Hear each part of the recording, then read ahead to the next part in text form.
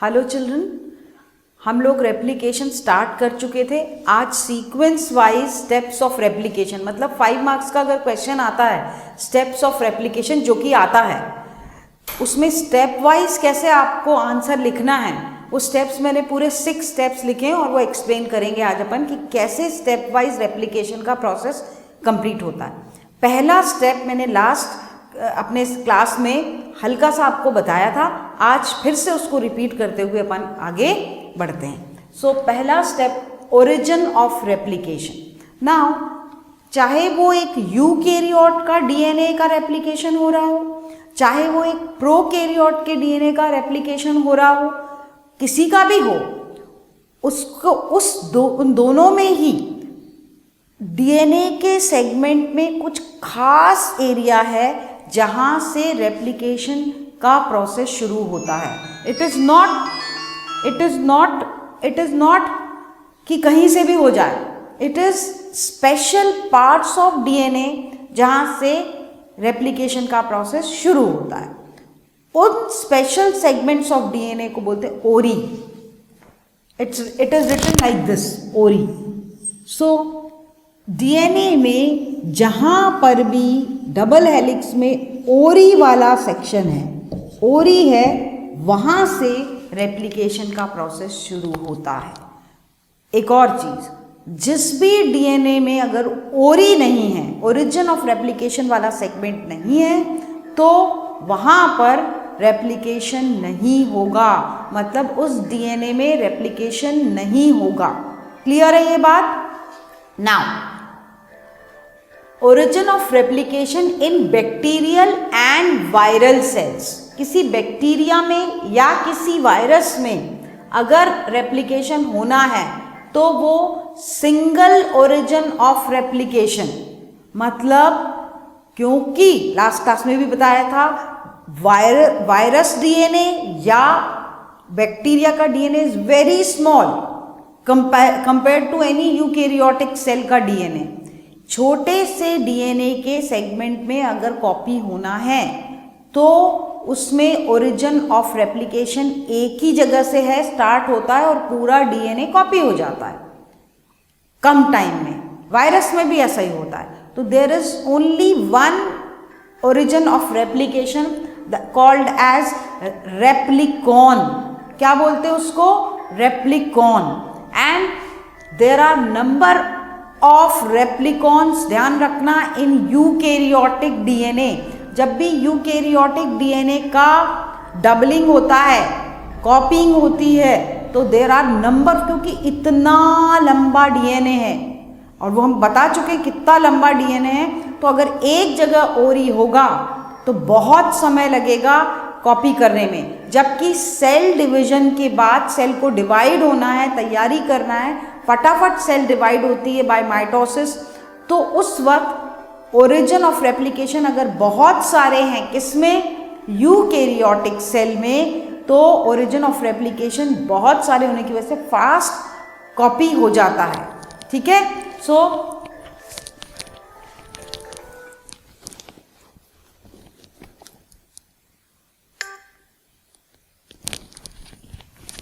Now ये बात clear है। तो first step is origin of replication. यहां लिखा हुआ मैंने, इन एब्सेंस ऑफ ओरी नो रेप्लिकेशन। अगर रेप्लिकेशन नहीं होना है, मतलब ओरी नहीं है, होगा ही नहीं। क्लियर?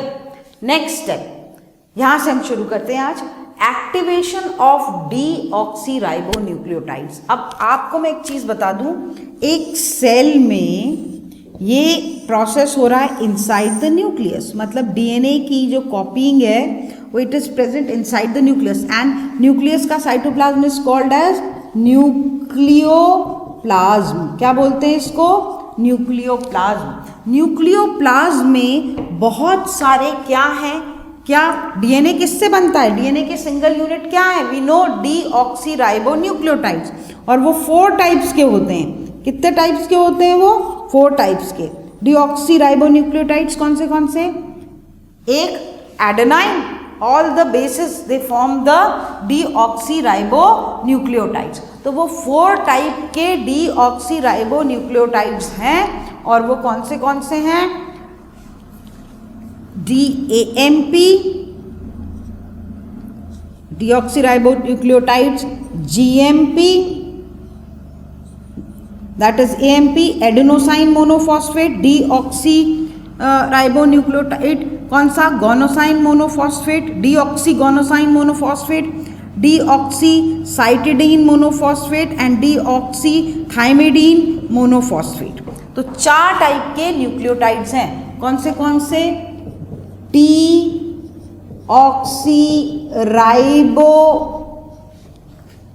डीऑक्सीराइबो या डीऑक्सी एडिनोसाइन मोनोफॉस्फेट। इसी तरीके से ये एक लिखा है विद दिस DAMP। इसी तरीके से चारों मैं फिर बोलती हूँ कैसे पड़े हुए न्यूक्लियोसोम में, दैट इज न्यूक्लियोप्लाज्म में, sorry, deoxy guanosine monophosphate, deoxy cytidine monophosphate, deoxy thymidine monophosphate. इस फॉर्म में ये बहुत सारे न्यूक्लियोटाइड्स जो हैं जिनसे कि डीएनए बनने वाला है, नया स्ट्रैंड ऑफ डीएनए, वो कहाँ पर मौजूद हैं? They are present inside the nucleoplasm. Now but there is one condition, these all 4 types of nucleotides, they are, I have said, monophosphate, they are containing only one phosphate। ऐसे activation करना पड़ेगा, monophosphate कभी भी nucleotide strand नहीं बना सकता, तो उनको ट्राईफॉस्फेट मतलब उनमें 2 फॉस्फेट ऐड करने पड़ेंगे। ये 2 फॉस्फेट का एडिशन क्या कहलाता है? Activation of deoxyribo nucleotides. अब मैं एक बताती हूँ आपको, जैसे सपोज है यहाँ पर डीऑक्सी एडिनोसाइन मोनोफॉस्फेट, ठीक है, इसमें क्या ऐड किया? Inorganic phosphate H3PO4 which will provide the phosphate. ये दोनों का एडिशन जो कि फॉस्फेट ऐड करवा रहा है, phosphate is coming from inorganic phosphate H3PO4 phosphoric acid, but when this is added, this addition जो है दिस एडिशन जो है this is done in the presence of, now enzymes आना शुरू हो गई, addition in the presence of enzyme phosphorylase. एक एक एंजाइम पता होना चाहिए क्या काम कर रही है। सो फॉस्फोराइलेज एनर्जी प्लस एटीपी की एनर्जी, किसकी एनर्जी? एटीपी की एनर्जी यूज करके। अब ये सब प्रोसेस, ये वाला प्रोसेस कहाँ चल रहा है? Inside the nucleoplasm. जब ये इसको ऐड कर रहा है तो एनर्जी की मदद से AMP now becomes deoxy adenosine triphosphate. तो ऐसे चारों ही deoxy guanosine triphosphate, deoxy cytidine triphosphate, deoxy thymidine triphosphate, ये जब ट्राइफॉस्फेट्स हो जाते हैं, ये सब यहीं पर होगा before adding the nucleotides in front of the template DNA.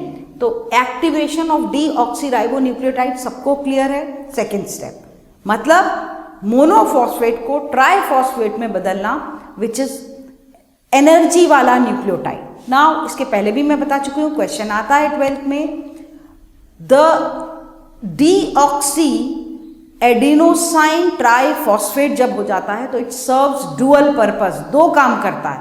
एक तो it's acting as a complementary nucleotide DNA बनाने के लिए, ये तो पहला काम है। दूसरा काम है वो एनर्जी भी प्रोवाइड करता है। ये इतने लंबा स्ट्रैंड डीएनए का बनाने के लिए बहुत एनर्जी लगती है। That energy is being also provided by these activated nucleotides. Clear है ये बात? थर्ड स्टेप पे चलें, exposure of parent DNA. Now exposure of parent DNA में क्या है?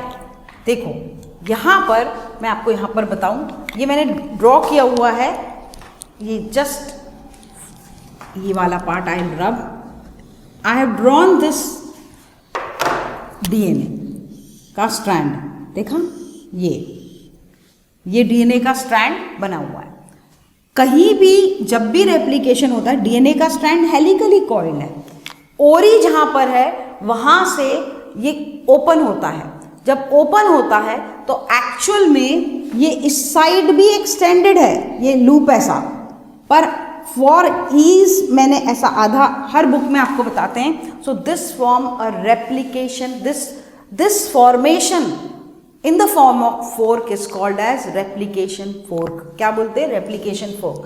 so exposure of parent DNA strand दोनों अलग हो गए। अलग कैसे हुए? how they are separated? उनके बीच में किससे जुड़े हैं वो?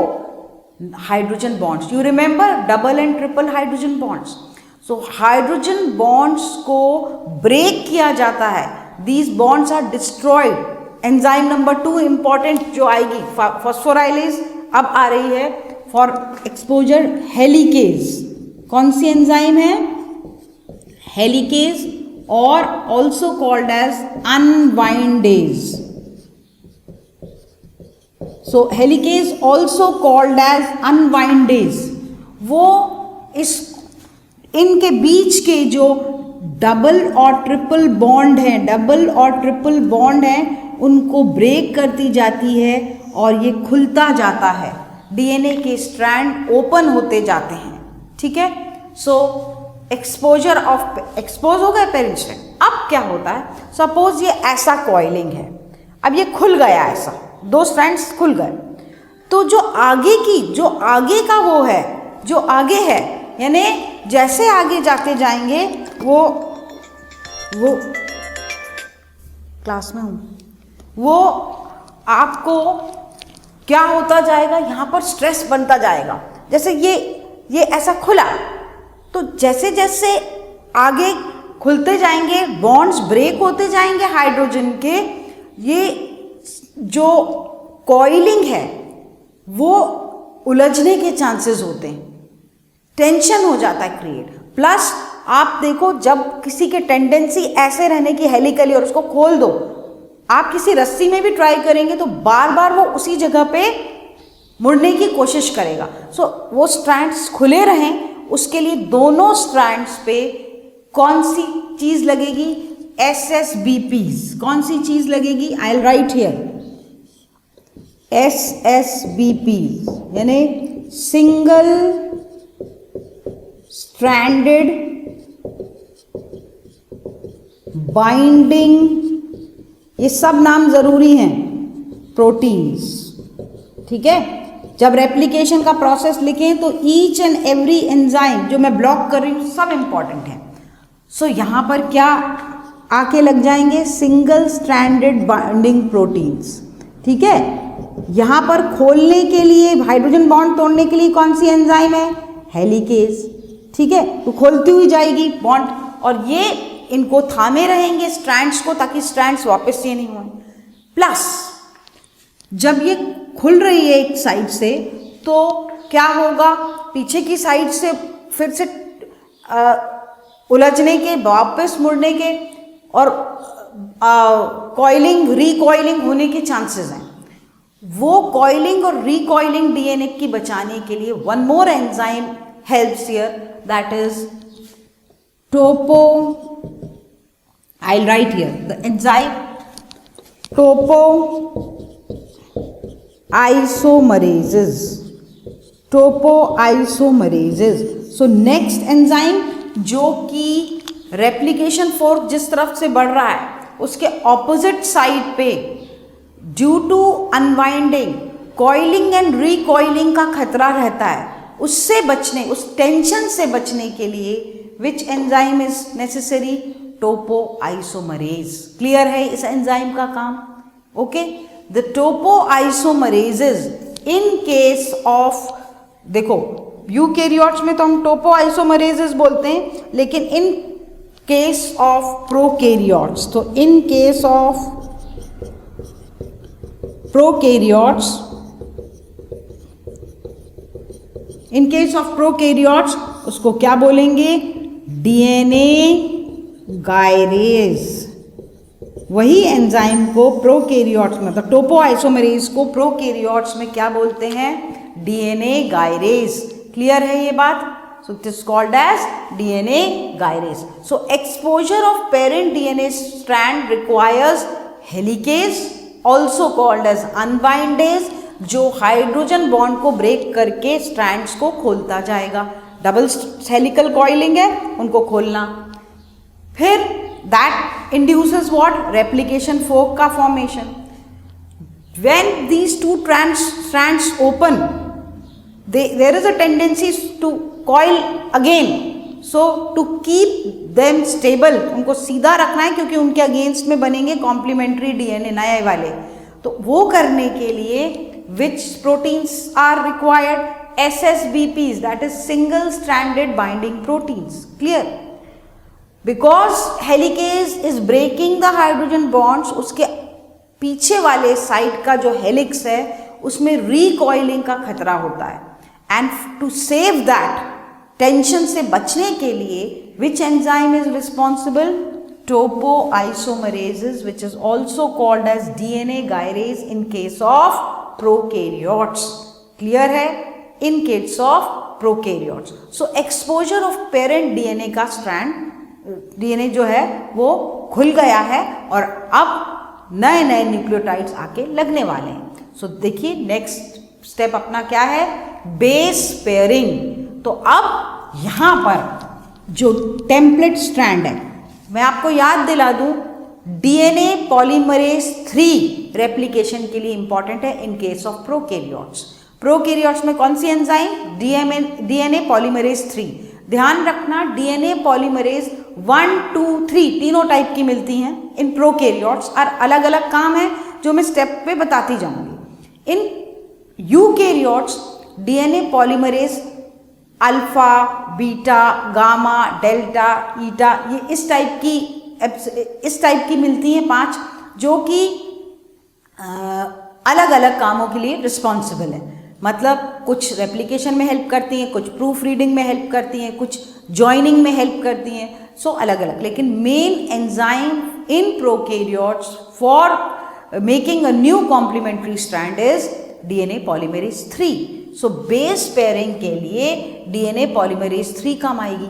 अब डीएनए पॉलीमरेज 3 का रूल क्या है? वो कैसे आगे बढ़ती है, नए स्ट्रैंड कैसे बनाती है? फ्रॉम 5 प्राइम टू 3 प्राइम, ये रूल है.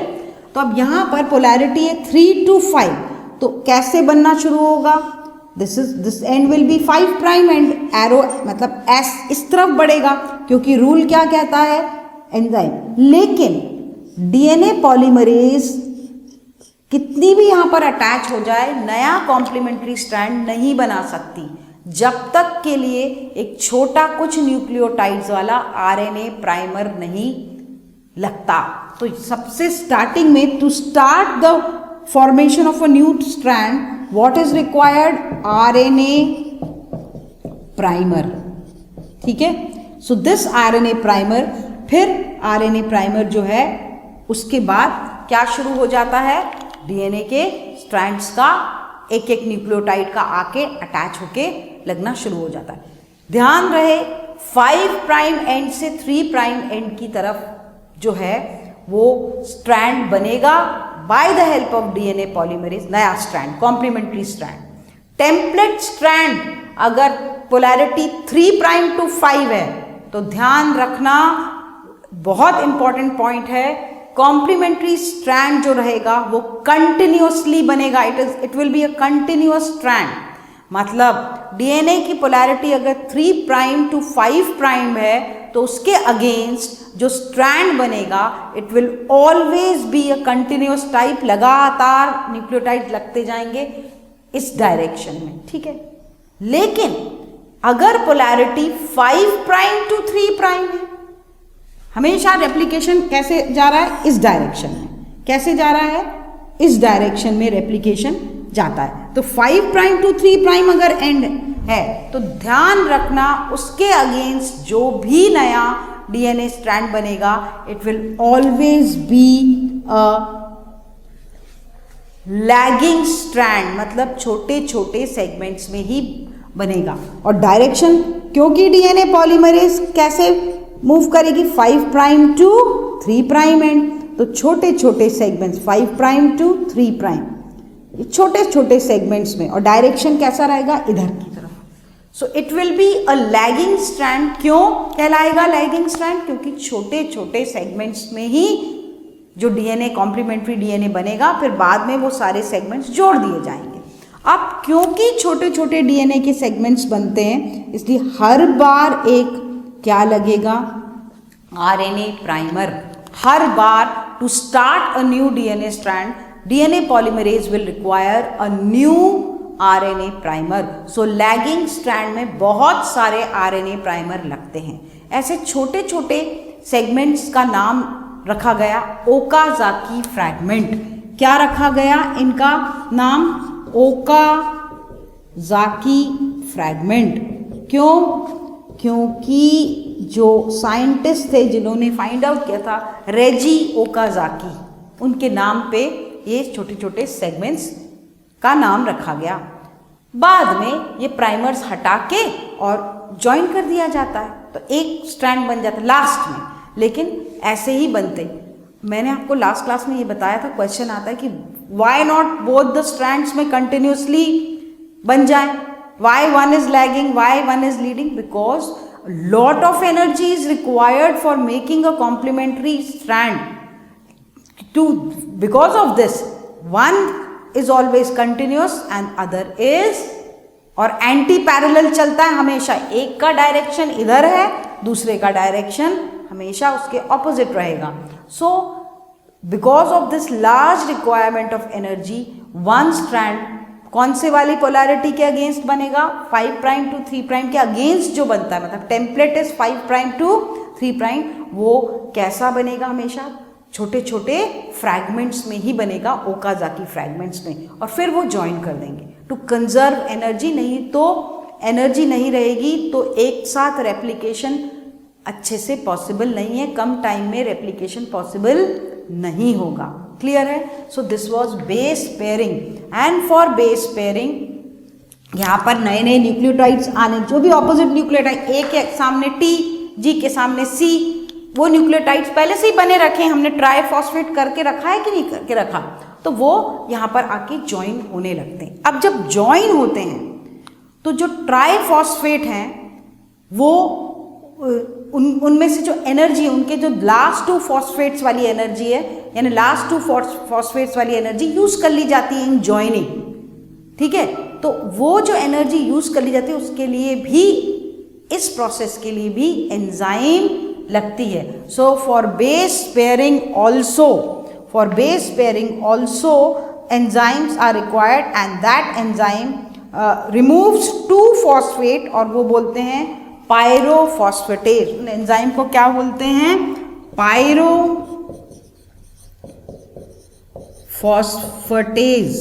ठीक है, उस एंजाइम को क्या बोलते हैं? विच रिमूव्स द, सपोज है डीऑक्सी एडिनोसाइन मोनोफॉस्फेट, ट्राइफॉस्फेट, हमने ये एक्टिवेट करके, तो इसमें से 2 फॉस्फेट निकाल देंगे, वो एनर्जी यूज होगी और एक लंबा स्ट्रैंड बनता जाएगा। This is done with the help of enzyme pyrophosphatase, again enzyme, ध्यान रखना। ठीक है, so this is how base pairing occurs. Next step क्या है?